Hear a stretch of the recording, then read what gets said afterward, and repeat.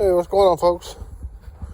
It's been a while since I posted a video, but ain't been much going on, so I don't want to give you some content or whatever, or just nothing.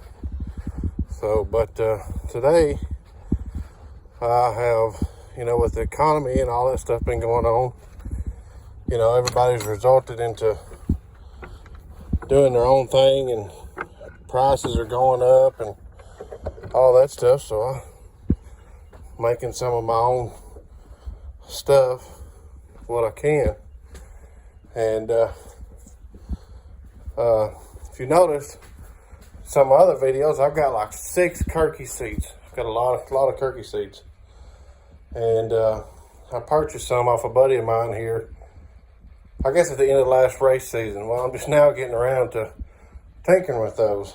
So I've made me some, I normally run the Fat House Fab brackets on my car, but in some of the rules and stuff, the events we race, you gotta have front seats, both passenger and driver front seats. Some rules state that you gotta have factory front seats.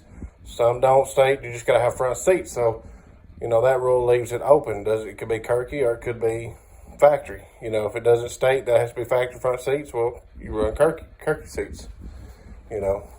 But just to clarify that, when you run a Kirky seat without a roll bar behind you, you are not in our NHRA rules. You're not within the NHRA rules. To be within the NHRA rules with a Kirky seat, you are supposed to have a roll bar behind you and a 5-point harness. If you do it any other way, you're not within rules, and technically you're not being 100% safe. So this is just for me only. You do it how you want to do it. This is for me only. But anyways, I made some of my own brackets, which I will show you. I'm not a welder by any sorts, so I made my own design, and I took it to a buddy of mine that has a shop that can take my Imagine and put them into his computer and make them. So this is just a mock-up, and I can tell you right now, I'm probably going to have to redo it.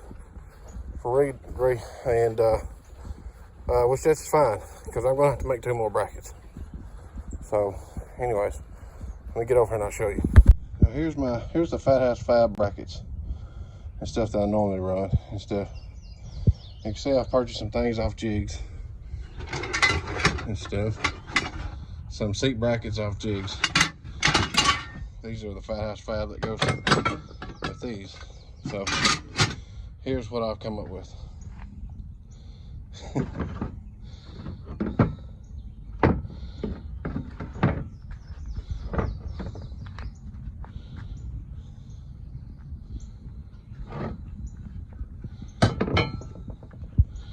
If you want to compare, I mean,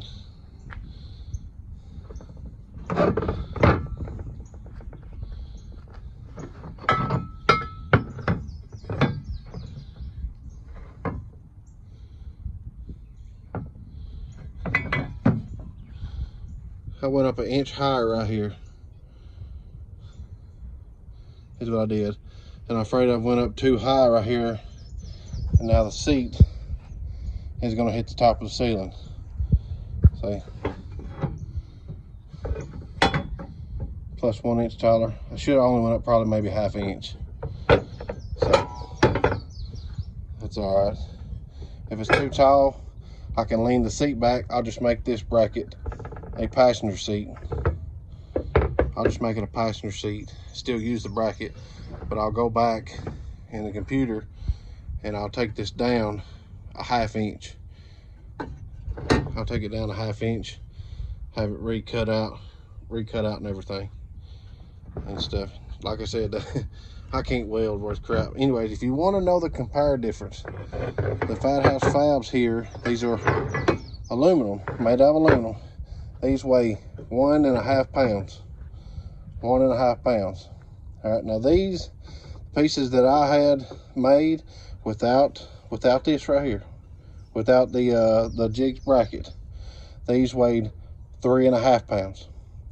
1.5 aluminum versus steel. This is steel. I'm not sure the thickness on it, but you can see how thick it is. You know.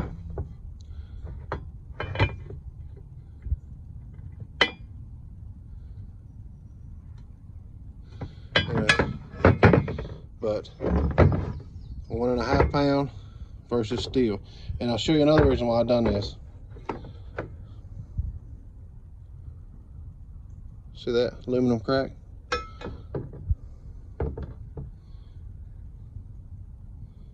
Yeah. And that's why you need to run a roll bar behind you. That's from all them 1/4 60 foots and stuff. That's why you need to run a roll bar behind you. That's gonna break. I'm gonna go flying in the back of the seat, the back of the car. But these, it'd still be a whole lot tougher. Anyways, 1.5 pound versus 3.5 pounds. And these things right here, be lucky if they're 1/2 pound. Be lucky, you know.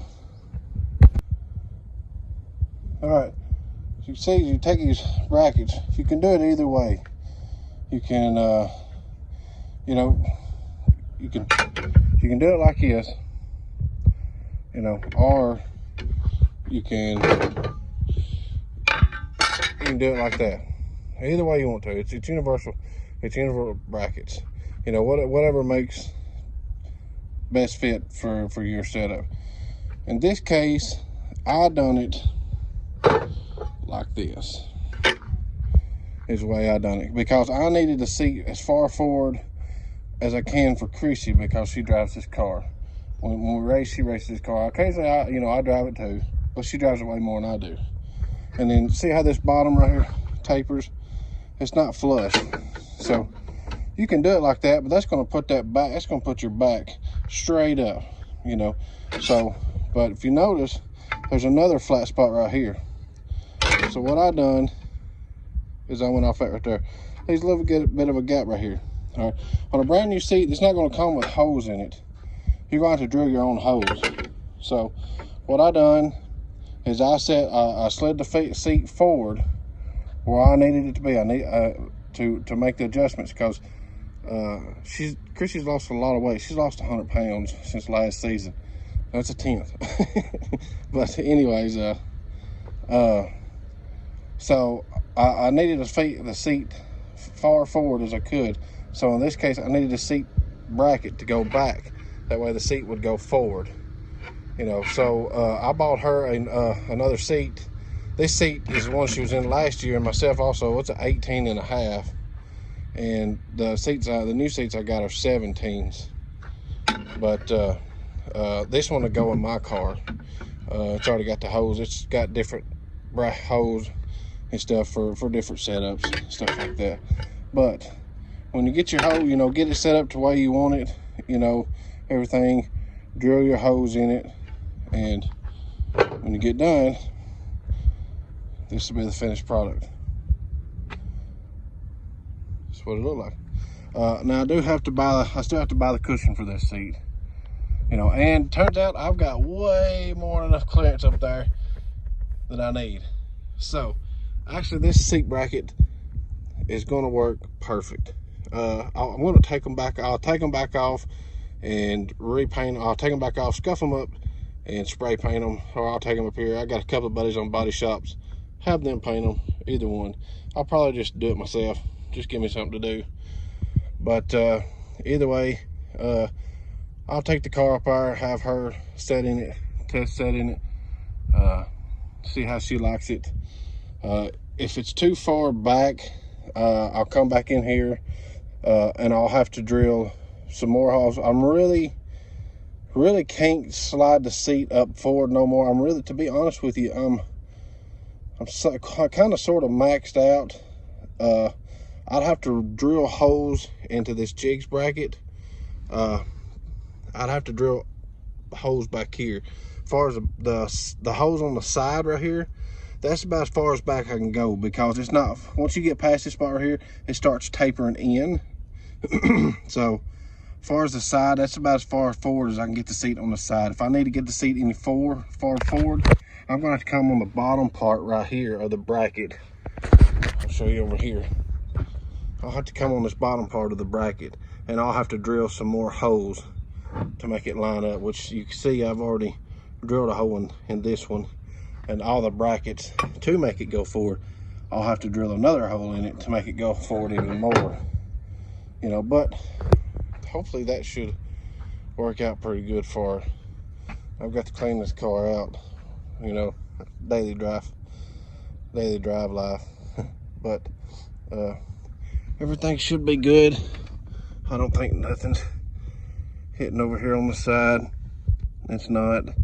So like I said, I'll have to take it back off. I'll definitely have to put the seat belt mount back over on the side there and everything. So, but and then I'll do the same thing for the other side over there also. And this is a little time consuming. This is something you do not want to rush, because if you do, you're gonna have holes everywhere. You can rush it if you don't care about holes. You'll have holes. You have holes all in the seat, you know. But anyways, that's what I did for what's going on today. You know, these seat brackets from Fat House 5 are $300 now, and the ones I had made are, put it this way, way more cheap, way cheaper. Yes, they are still, they're not made out of aluminum. They are 2 pounds heavier each bracket is 2 pounds heavier, so a total it's 4 pounds, you know, 4 pounds heavier. But I could live with 4 pounds for the price cost difference. But anyways, but that's all I got for now. We're getting ready for Ford takeover. This is some prep for Ford takeover, and I believe it's June the 10th and 11th. This car will be on the dyno day for the NA. We'll have this car on the dyno for that day, and then we'll have both cars. We'll stay the night in Jackson, try to go to the meets and stuff like that, and we'll be testing tuning or whatever for Saturday. Of course we don't do the car shows. The cars is not in immaculate shape as some of y'all's other cars and stuff, so we just do the test and tune, all that stuff. There's my car. I might get it out and go pick the kids up in it today. All right, that's all I got for now, so we'll catch you later.